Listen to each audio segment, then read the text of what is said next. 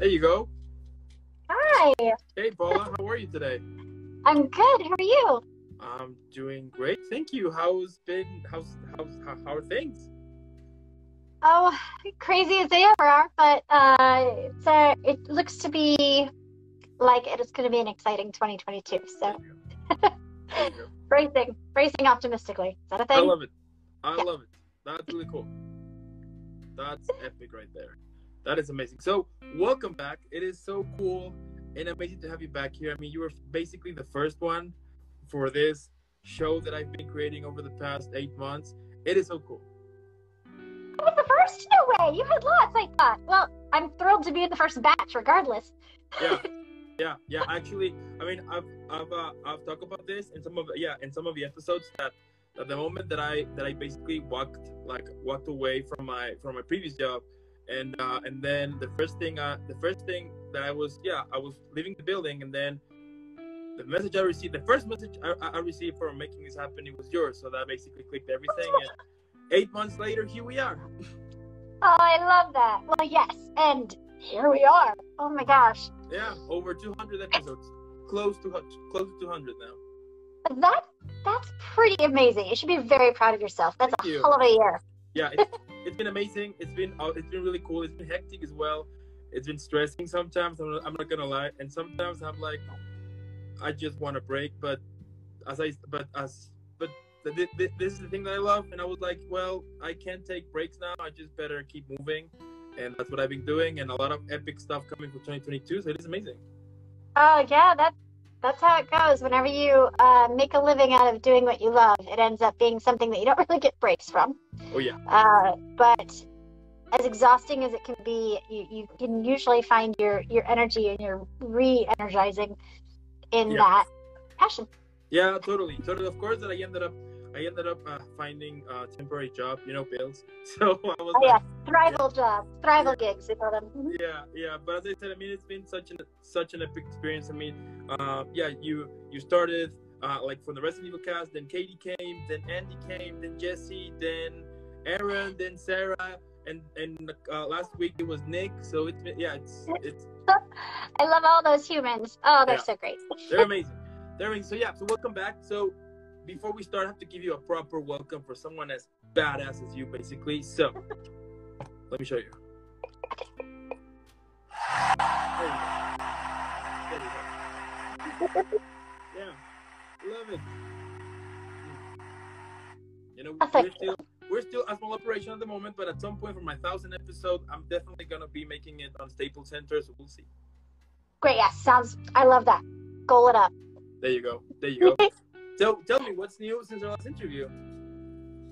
Well, let's see. So we interviewed in August, right? June. June. Okay, so summer. So it was before my film had premiered. So we had just had Resident Evil launch, and it was such an amazing launch. Since then, I think we've, let's see. I know Biohazard has reached over 10 million sold, and Yeah. Village has been over 5 million, and we won with the Golden Joystick or whatever, and then Maggie's won 2 awards. So exciting. And this is her first endeavor. Like, she was plucked from obscurity, if you will, by the amazing Rosanna, who is our producer on Resident Evil. She's just a fairy godmother of sorts. And so a really exciting year for all of us to have shared those experiences. And now there's some very cool things in the work that I can't wait to scream from the mountaintops as soon as NDAs release me. That is amazing. That is amazing. Yes, and then and the big one is that my feature film had its premiere at Dances of Films, Mm-hmm. and it was such a magical experience. It was so cool to finally see this little film baby of mine that had kind of started around the same time as my actual baby up there on the screen being shared. And not only that, but we went on to win the Audience Choice Award at Dances of Films, and then play in my hometown at the St. Louis International Film Fest. And right after my premiere, we were approached by a number of distributors, and I started talks with them, and we went with one. And so now, in just 2 days, you'll be able to see Delicate State all over the globe on demand, and on iTunes, on Amazon, and otherwise. So I'm so excited to share it. I think the world could certainly use it, perhaps more than ever. And I so hope that you guys watch it and get something out of it, and that we open some hearts to open some minds.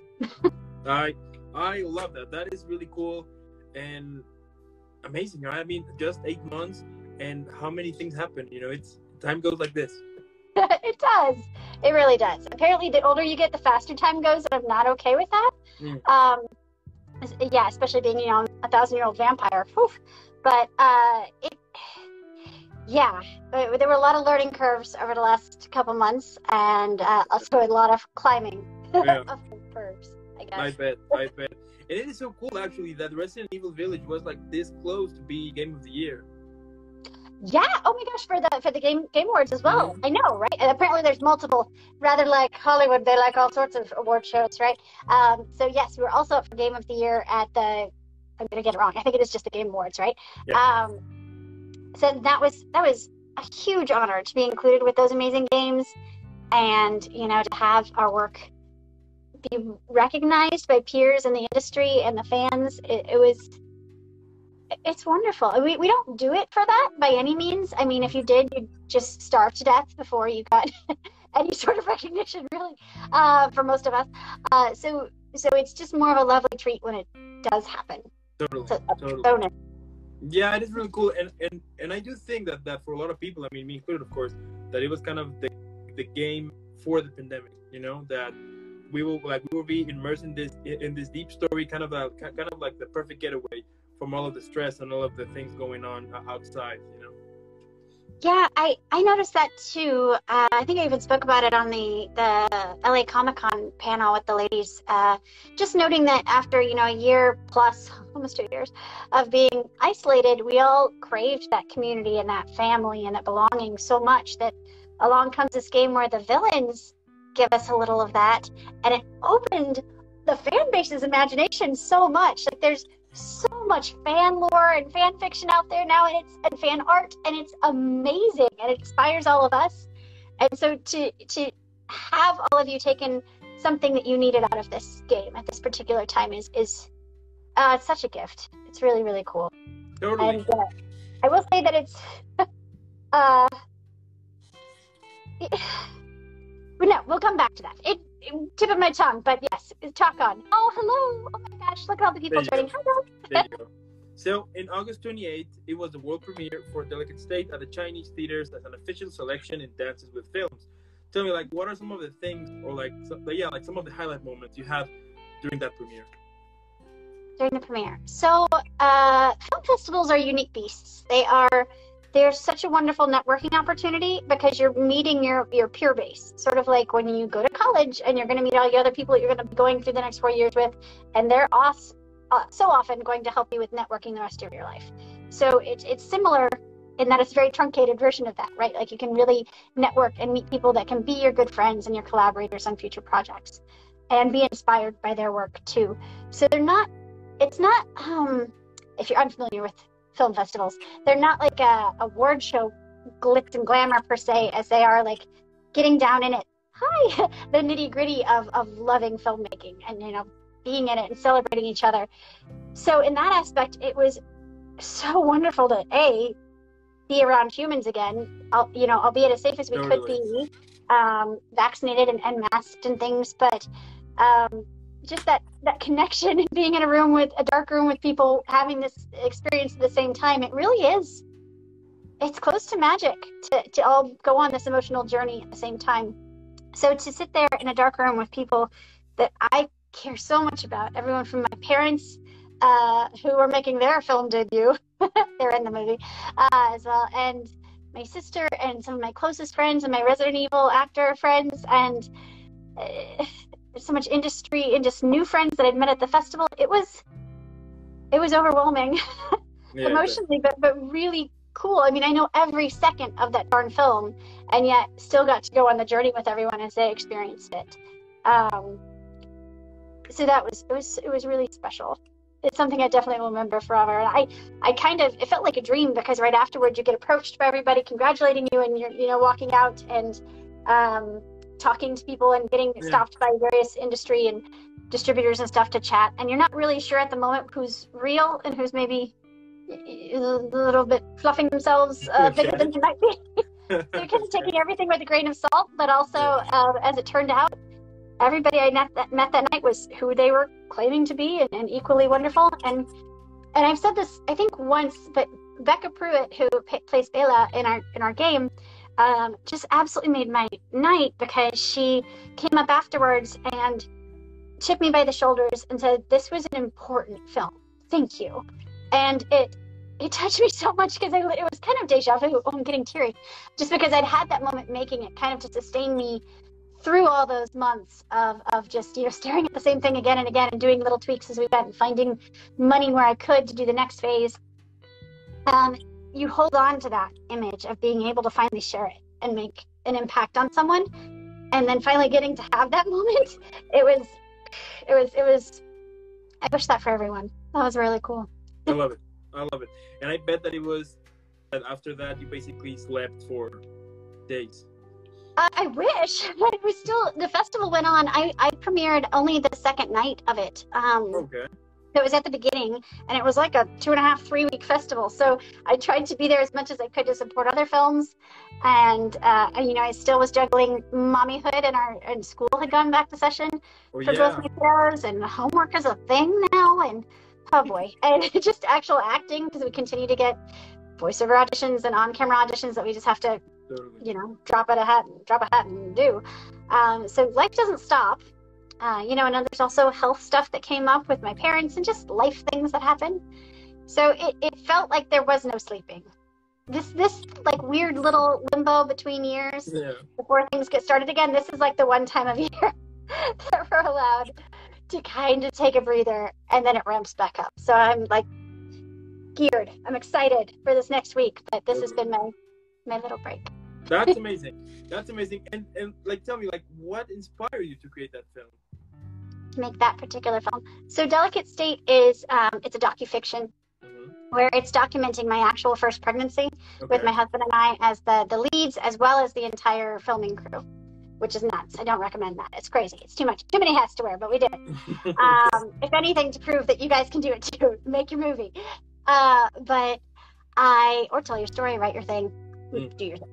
But I was inspired because a couple reasons. Initially, because I was nervous about having work as an actor, as my belly grew and vanity really comes into play, and you start to see auditions dry up, because if somebody's going to be pregnant in a film or a TV show, they tend to just put a fake belly on you, because it's cheaper insurance-wise and risk-wise and all sorts of reasons. And let's be honest, we get pregnant everywhere when we're pregnant. It's not just a cute little belly usually. Fine. And I started to really worry about that, because acting and storytelling is such a part of who I am. I wasn't sure what that was going to look like after, and how I'd have to redefine myself. And after probably the billionth time stressing about that to my husband, Charlie was like, "Just make a movie."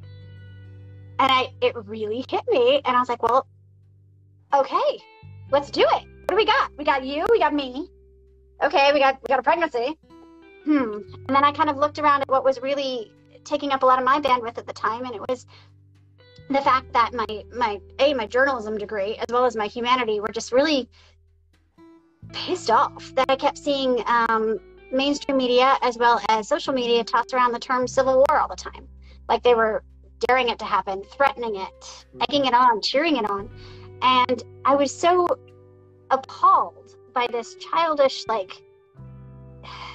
fact that this irresponsibleness of the media, of all of us, I suppose, in a national dialogue, throwing that out, without really realizing even what it would entail. It was kind of like well, I'm not getting my way, so I'm going to burn it all down mentality. And I wanted to humanize that.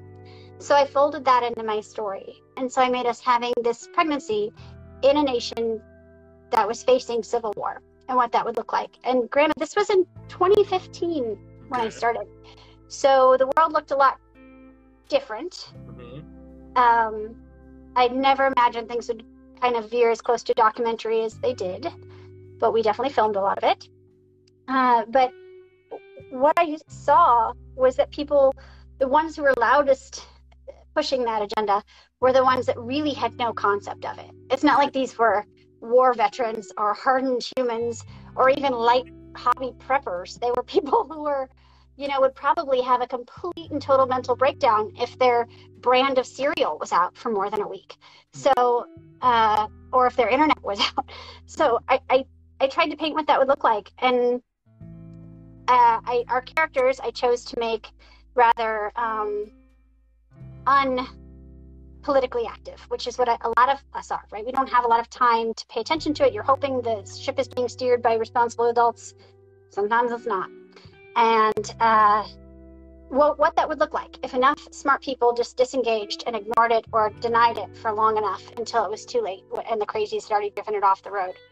And I kind of just painted with what we had that way. I never even had a full script. I had Post-it notes that I would move around in different orders and rely heavily on our amazing editor, Rachel Henry, to tell me, oh, this would be great if we could have a transition scene between these two, or if you could shoot something like this. And we'd just run out and film it and add it. But that's what inspired me initially to start it. And then as I got told that I couldn't possibly make a film with just 2 people as crew and or with, no scripts and things, I started to show them the footage, the test footage, and I was like, I can do this. And what would be really cool is that if I can do this and actually pull it off, who else can I inspire to try for their impossible seeming dream? Because like if I can make a movie with 2 people pregnant and no script, then my golly, some other people are hopefully going to take that and run with it. Yeah. So that became my second driving force. And the third was to really stand as a cautionary tale, because I don't want us to end up off the road. Wow, that's epic. It's a mouthful. That's epic. I mean, wow. And like, what were some of the challenges that you had during the filming process? Well, any film's going to have challenges. You're Totally. Always, any artistic endeavor, as you probably well know now, is going to run into hiccups, right? You're going to have budgeting issues, things that you didn't realize would cost so much. Oh, thank you so much. I'm so excited for you to see it too. I'm seeing some of the comments here, guys. We definitely ran into things costing a lot more than I anticipated, and then having to kind of hustle for that funding or to wait until I'd saved it up again, since I was funding myself, or apply for grants. You run into things like actors that you were counting on because they're essentially doing favors, as opposed to being paid their amazing rate that they're definitely owed. Sometimes they book other things or are unavailable, and you're rescheduling and shuffling on the fly, or maybe your equipment stops working halfway through and you have 2 takes to choose from instead of the 5 you thought you did. Or the take that you really loved, that you thought was perfect, ended up having some sort of weird technical thing in it that you can't use. So it is a entire experience. It is a journey in juggling, in being able to just roll with the punches and find a way to make it work, and like creative storytelling, I guess. And it feels kind of like my son's a huge Minecraft fan, so this is why it's coming to mind. But like when you're falling in Minecraft, and before you reach the ground, you have to build something to save yourself, be it a plane or like a bucket of water or whatever. And it feels like that. You're falling and building it as you fall. Interesting. So lots like of challenges. Yeah, absolutely. Yeah. But I think like those challenges, whenever you overcome them, makes you like more ready, you know what I mean? Like more prepared. Like it makes you kind of grow up in a second, One hopes. So definitely, it's trial by fire. So you're either going to get burned or you're going to get tougher. Yeah. For it. Or both. So, or both. That's true. And I certainly burned myself a little bit there, but I'm very lucky to know enough people to reach out to for brain picking and help if I need it. And also completely unashamed to do so. So when I would paint myself in a corner, I was really good at asking the right people to help me brainstorm solutions to get out of it. Wow. And what are some of the best moments you had during the process of filming it? Of filming the best moments. So much of it, It's so different than making other projects where they're such a collaboration and they're fun and you really get to play. Totally. Because I'm having to wear all the hats at once, I didn't get to live in the play as long as I would have liked. And yet I still found those joyful moments. If anything, it made living through the past couple years bearable, as well as living through the hard parts of pregnancy bearable, because we would experience something that was, ridiculous or awful or humorous, and instead of having to like process that, we turned it into art. We'd be like, okay, that was so bonkers. Let's recreate it and film the scene. Okay, I'll get the camera. 5 minutes? Good. So we turned those experiences into art, and now I get to have them encapsulated in this film forever, which is kind of cool. Yeah, it is cool. That's super cool. Wow. I like that. I can't wait to see it now. I can't wait to see it. For you too. That's so amazing. And like in general, like what are some of the things that we can expect to see in that film? Well, you will definitely see the entirety of my pregnancy, as well as a few pickup shots from my second pregnancy. Because, we had a surprise baby, so we used that too. It's the very last scene that we shot. Ended up being in 2020, right as everything was closing down. And we were like, okay. I think my husband had just gotten back from the grocery store and was like, all the shelves are empty. Like, it's bonkers. Like, there's nothing there. And I was like, you're lying. They're all empty. What, your favorite brand wasn't there? And he was like, no, it's empty. And I was like, oh, well, then get the camera. And he went back and we filmed a little guerrilla scene of walking through completely decimated shelves. Because that is something that happens in war zones, and experiencing that hardship is hard for anyone. But there are people doing it right now in multiple countries, and usually the vulnerable, the sick, the weak, the women, the children, the people who are having to deal with a health crisis already, they're the ones that feel it first and worst. And I really wanted to paint that, because we all know someone who's a mother. That's kind of a given, right? You all know someone who's experienced a traumatic or even a tragic childbirth, and that's with our functioning-ish, healthcare systems. So to paint that in a nation that's falling apart, and to really kind of show people what it looks like, I hope puts it in perspective for people who are maybe rooting on this awfulness of like, well, then we should just destroy what we have here because I don't like it. Wow, that's so deep, Paula.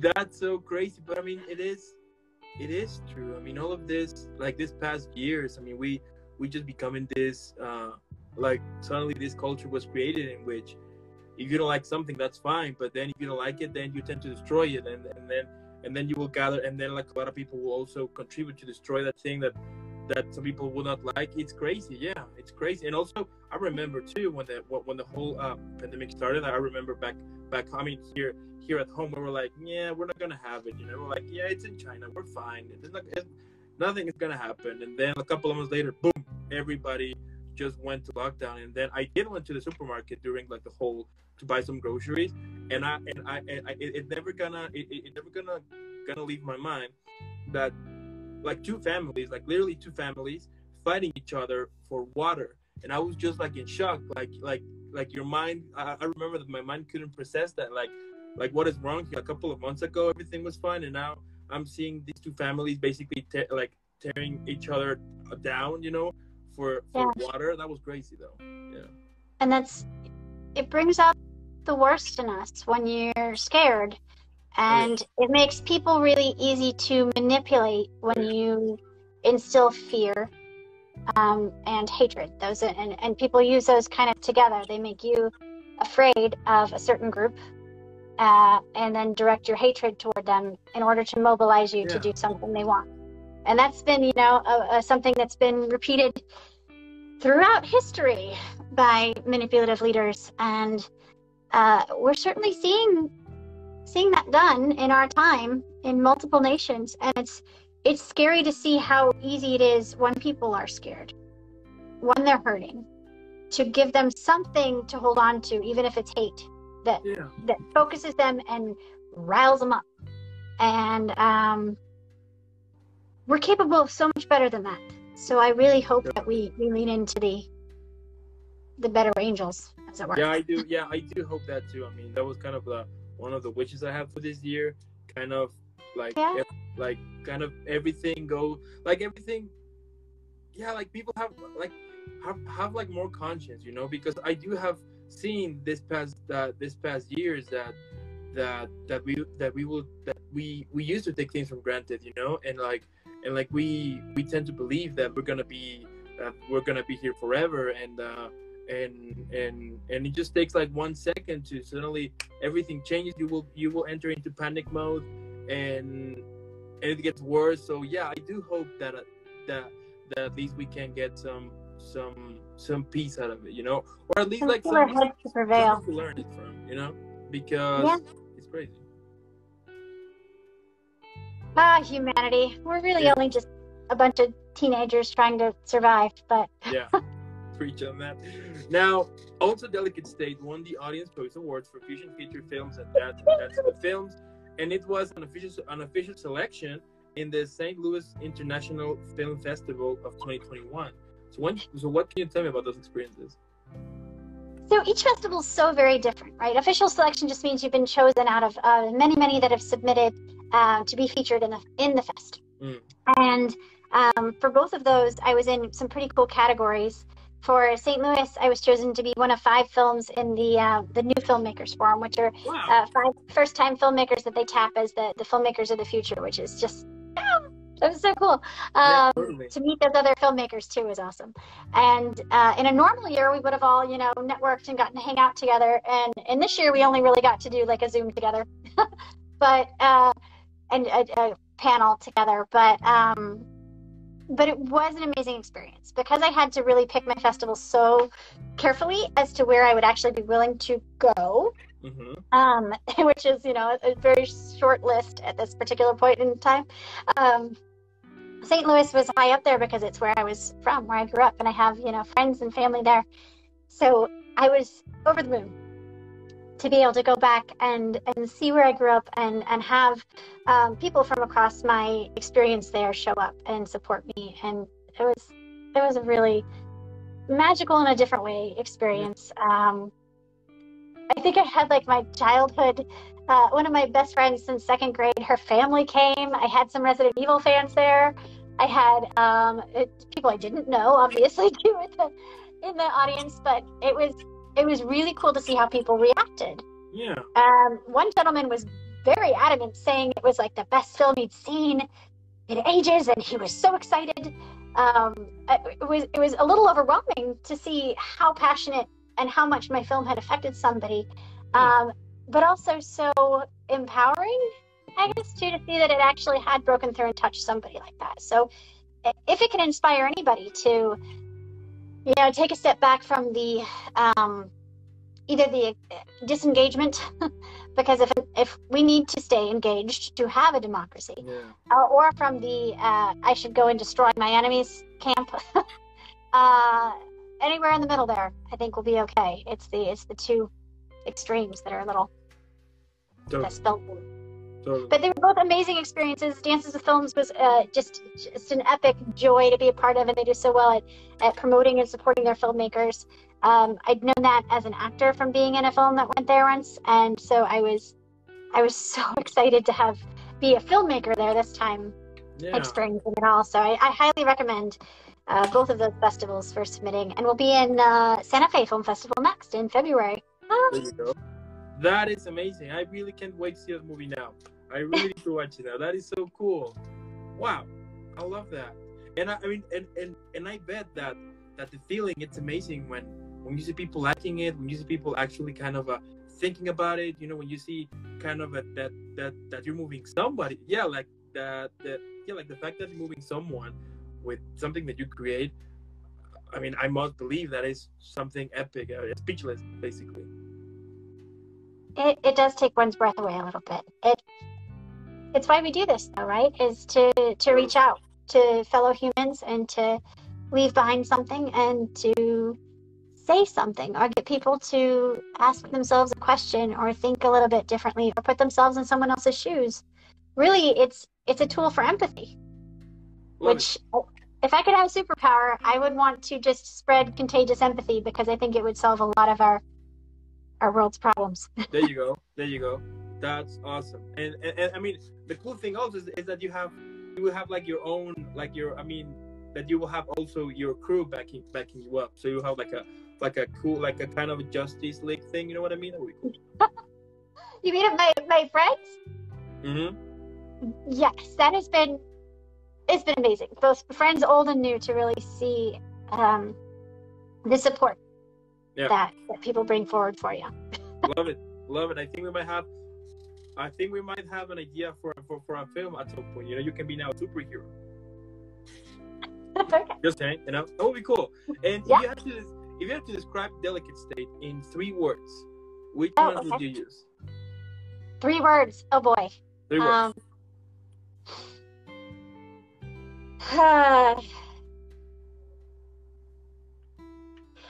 Oh boy, I should have probably plotted this out.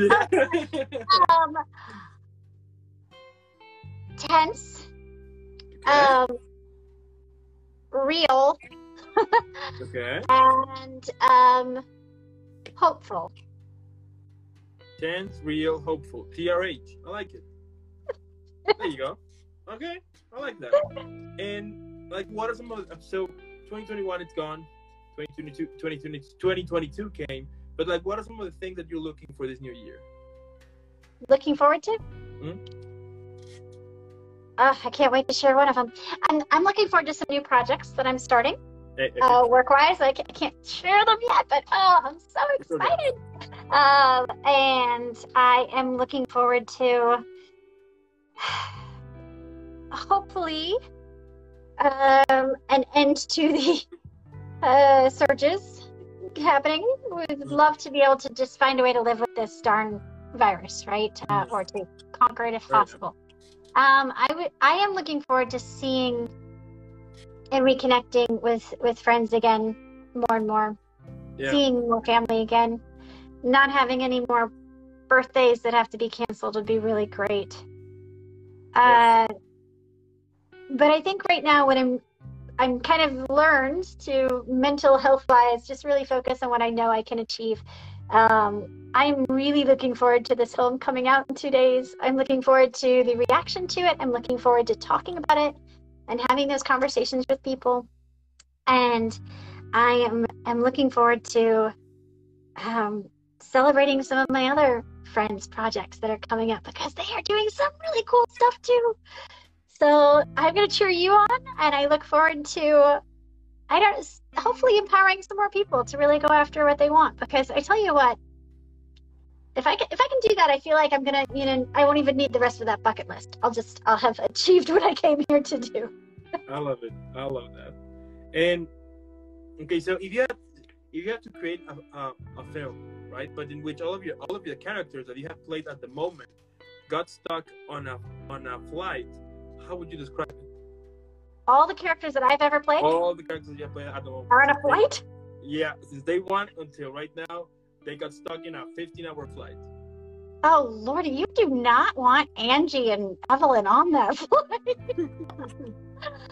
Let's see. There's a lot of energy up in there.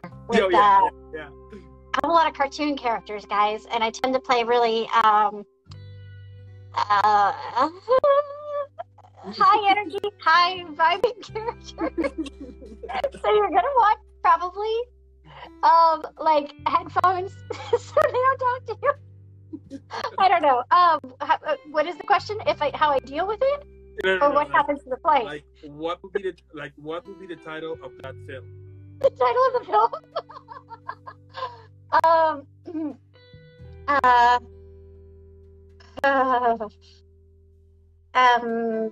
Oh gosh, we're gonna need a good one. Maybe like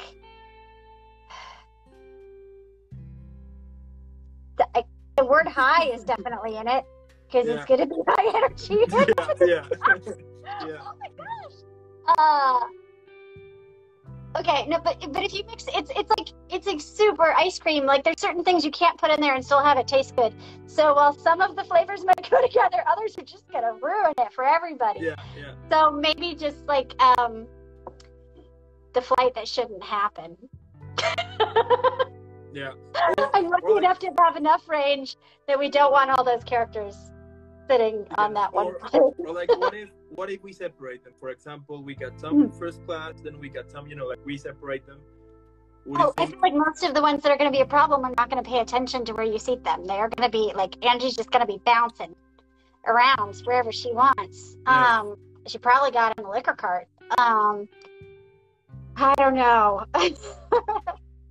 It's not going to be a good scenario. You're going to have like princesses and like really good little heroes trying to fix things, and then you're going to have like some goblins in there just screwing everything up, and Angie and Evelyn just like enjoying the chaos, and then a lot of moms, that are just going to be very, very frazzled that they don't have enough snacks to control them. Wow, yeah. Now that I think Frazzled Flight might be a good title. I like it, yeah. But you know what? Yeah, now that I think of it, yeah, it would be. Yeah, I mean, for the pilot who is on that flight, for everybody that is involved, like staff and everyone. Yeah. Bless them. Bless all the flight staff at this moment. Like, my goodness, having to deal with humans right now at our worst when we're stressed out and are flying, and some of the ones are just not on their best behavior. Just like teachers, guys, be real nice to your flight staff and your teachers. Dude, and your nurses. My goodness. I love it. And if you could describe your career at the moment on a movie, TV show, book, play, even a video game, why not? What would be the title of it? The title of my career? Oh. Oh. You know what? Maybe like man, I'm gonna have to bank these all for later, because what if I need to come back to them? Let's see. I'm seeing the color holographic, not just because it's my favorite color, but because there's so many various colors swirling around in it. That would be appropriate. And it's probably some sort of name that like is given to a magical potion that is only pronounceable in like 2 places in very rural areas. Okay. Overseas. And it can both make you a little giddy and heady, and then it can also just kind of be really hard to swallow other times. So it's a wild ride, this adventure. But I wouldn't trade it. Okay. Fair enough. I don't know if I answered that. That's a tough one. What's yours? Yeah. Huh? What's yours?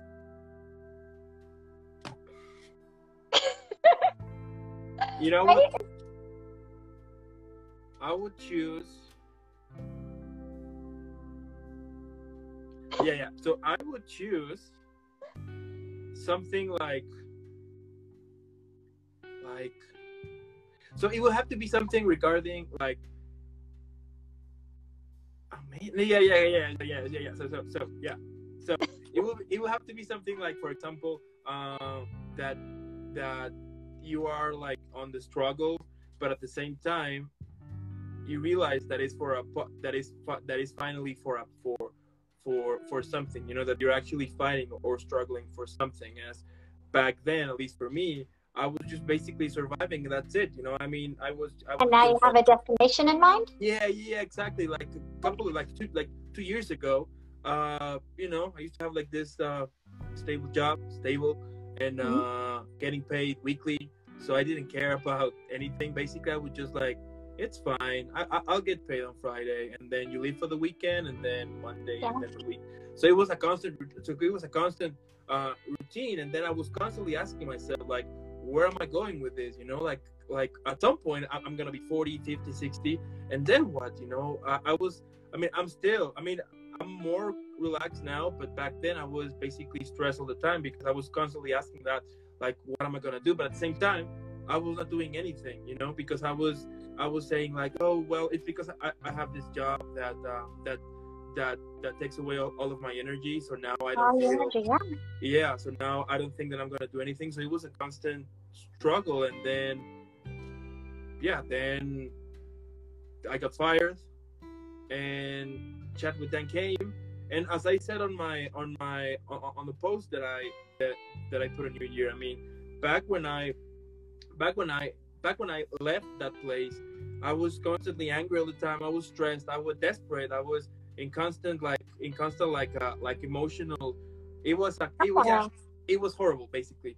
But then it brought me to a very dark place. And then when Chatwithdan came, it's been a constant struggle to getting out of that place. And as I said here, I mean, it is, it is challenging, of course. It is very tough, but at the same time, I now know that what am I fighting for? Now I'm like, okay, I want that.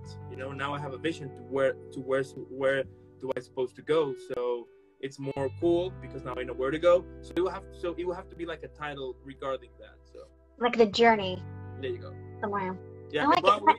I will make a trilogy. I don't think you're alone in that. I think that's such a universal, at least modern, experience for people. Yeah. Being trapped in work, living to work as opposed to working to live.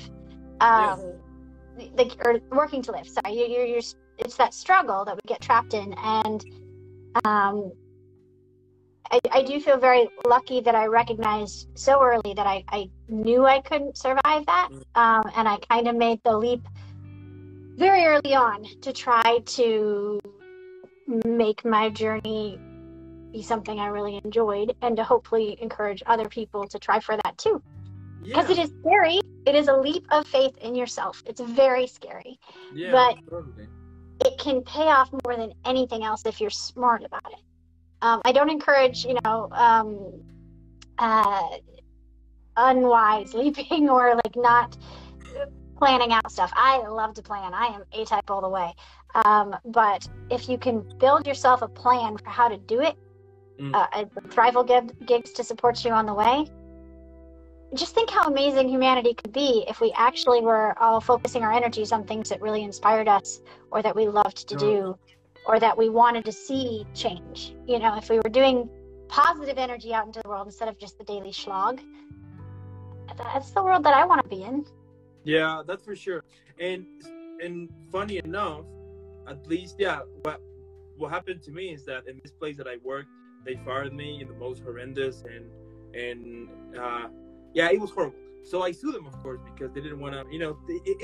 It was like one of the things that I realized, like, okay, so that's how this type of companies they operate. So you work with them for a couple of years, and then when they don't want you anymore, or just because you don't like someone doesn't like you, they will basically kick your butt out.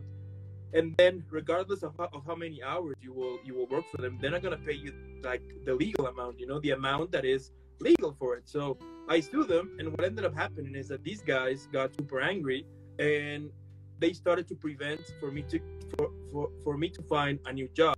So every now and then, when I was like this close to sign contract and to finally go back to work and start paying bills, suddenly nothing happened. And then, funny enough, I searched for a job, and then the human resources guy was a friend of mine, and he was like, "Hey, you really need to do something because the company you used to work for, they are basically preventing you for you to work here, and I can't do anything because my boss saw that, and you are basically, I mean, you need to do something about it."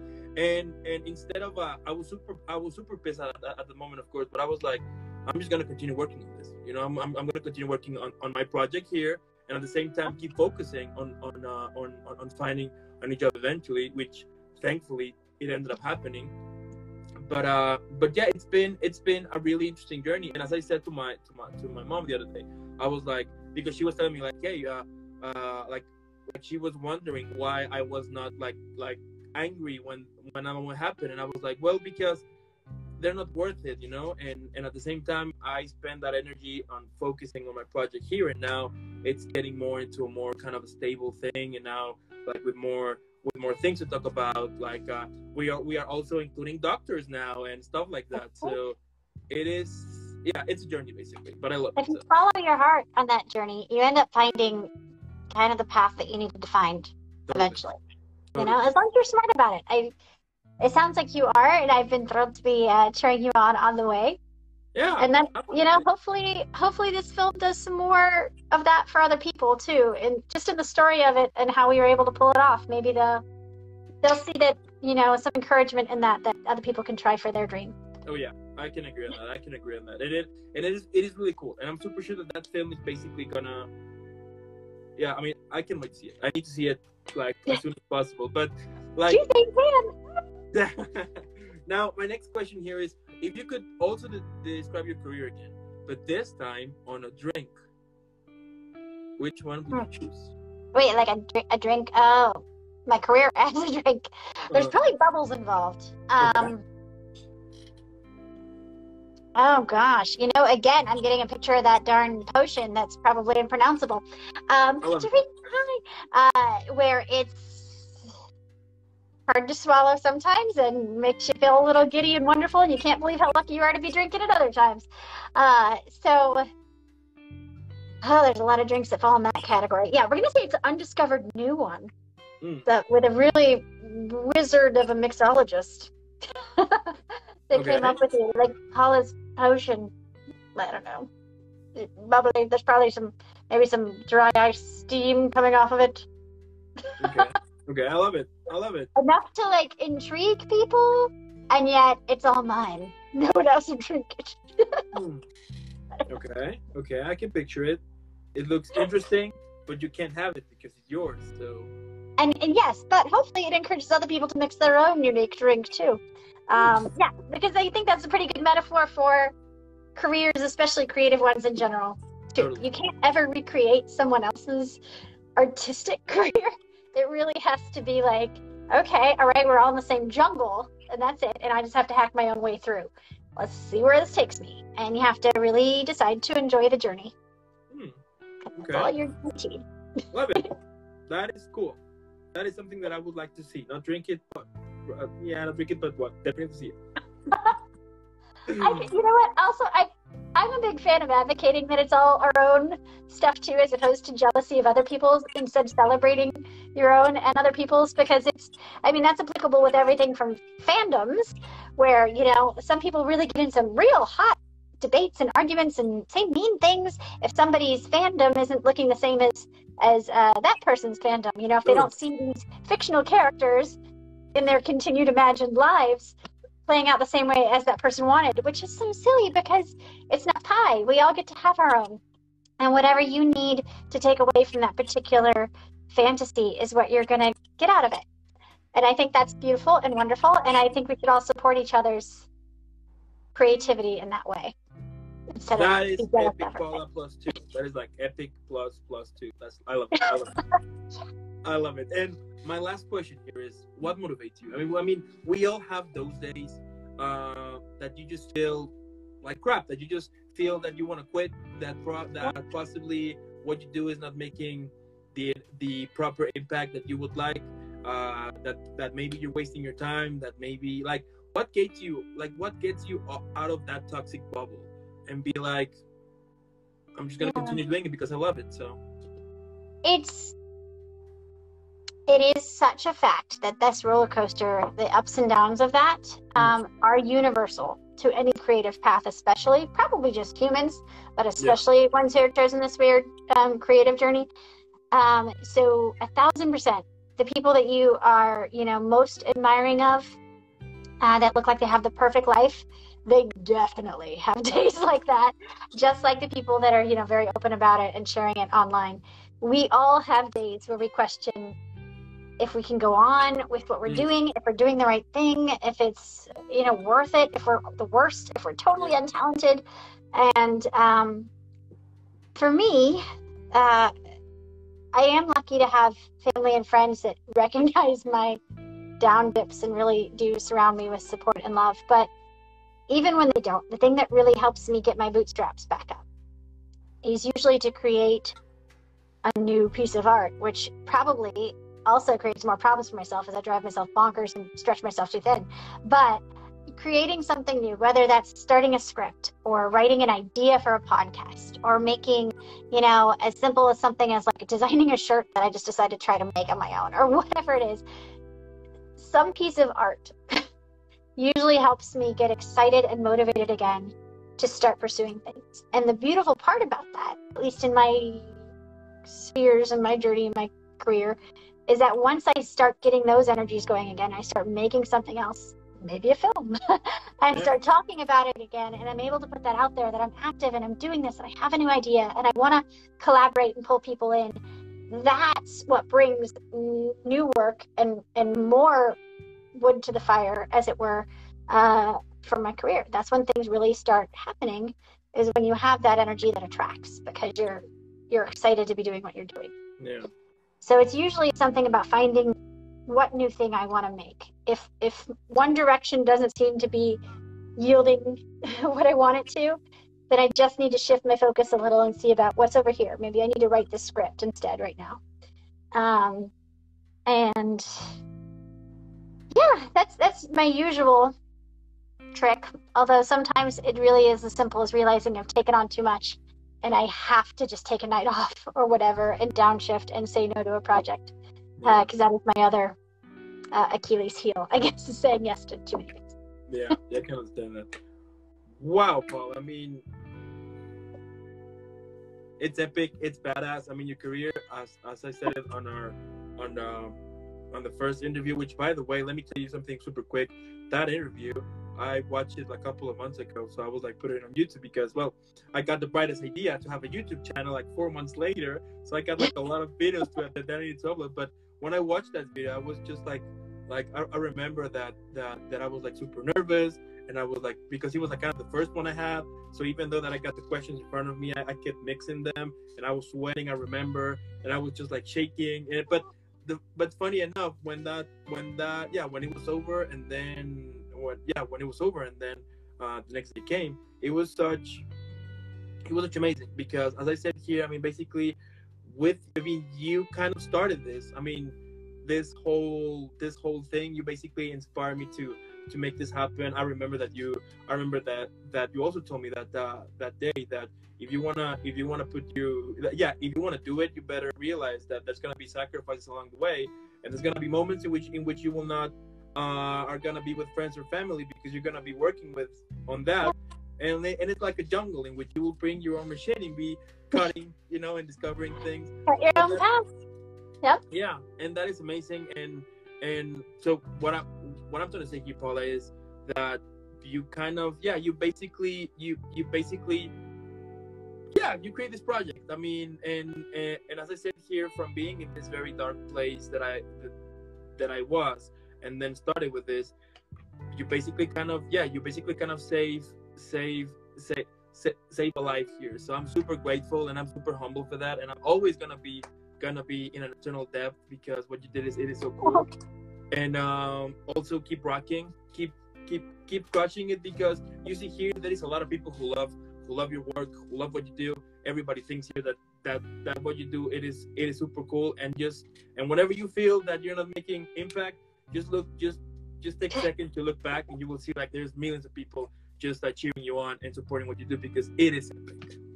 Thank you, Dan. And if I was the spark to help you, I'm thrilled. But you did this yourself. You did all the work, so you get to be proud of that. Oh yeah. And one of the cool things here that there's two cool things that happened recently. First one, Chat with Dan is now on IMDb, which is really cool. And the second thing is that I'm making Chat with Dan on the road, which is I will be just traveling throughout different cities in the US and like creating content here and there. And it's so interesting because some people think that I have like a group behind me, but no, it's just me and that's it. So but awesome. There is a lot of cool things happening this year. Also, I can't wait to see all of your work in the future. Definitely when that film releases for the whole world, let me know as soon as possible so I can watch it. I can't wait to watch it, and I'm super sure there's a million people out there right now who are like with popcorns and nachos and all the snacks ready Oh to gosh, go to I'll watch take that. thousands. If even a couple thousand do, that would be amazing. There you go. There you go. Let's make that happen. God, Let's make that I happen. mean, goodness knows we could use it, but thank you so much. It'll be out this January 4th. That's just in 2 days. Oh my gosh. So 2 days, Delicate State will release globally. You can pre-order it now on iTunes and have it all queued up in your Apple TV to go. But it'll be on Amazon Prime. You can do for video on demand first. So that's when you release a movie. The first stage is the TVOD. So you can rent the movie and watch it right there, just in your home or wherever you might be, because screens go everywhere now. And then after that, it eventually will trickle down to like the streaming platforms, and then the free ones, a year or so later, like movies do. But for now, we're about to have our big old launch and we're all going to do a group watch, I believe, on Friday at starting at 4 Pacific time, and then live tweet it to really help grow some buzz. So if any of you guys are watching and want to join then and live tweet with the hashtag Delicate State, that would be amazing. I would love to have your support, and so thankful for all of you who do support us and cheer us on. That is amazing. I definitely look forward to watch it on the weekend, so I can take my time to watch it properly on Friday. Buy a couple of snacks so I can enjoy it, and also I recommend everybody watch that film as soon as possible. I mean, we need to watch it as soon as possible, and then make a hashtag trendy, like hashtag Team Paula for sure. Oh man, I'm gonna be a mess this week. I'm so excited and so scared, but yes, mostly excited. So thank you all for that. That is amazing, Paula. I mean, again, thank you so much for being here. It is so cool, and it's like starting back again here, but in a new year with an epic guest. It is so cool. But with all these new credits, look at all that you've done and all the people you've interviewed since. So, yay! It's been a year. Yeah. High five. There you go. It is amazing. I love it, and it's so cool also that I've been creating kind of this community. That now some people that I've interviewed are friends with others, and now some people that I interview are now following new ones, and it's this kind of network that I've been kind of building, yeah, it is amazing. But yeah, I mean, thank you so much, Paula. I also want to thank those who are watching this right now. Thank you so much. If you're watching this later, also thank you. If you're watching this later on YouTube or Spotify, listening on Spotify or Apple Music, make sure that you follow Paula. Normally what I would say is super simple. So you're gonna put pause, and you're gonna leave a like, subscribe, follow it. It helps me a lot, and I will basically follow you. Love you for that. And then since we're still on holidays, we don't need to be healthy at the moment. So go eat a cookie or the whole box. And after that, when you're full and you can't move, you're going to grab the phone, you're going to follow Paula, you're going to leave a million likes, you're going to make sure that everybody knows about the Delicate State coming in 2 days, and then you want to watch it. And again, Paula, thank you so much. Before I send you off, I need to send you off properly. So,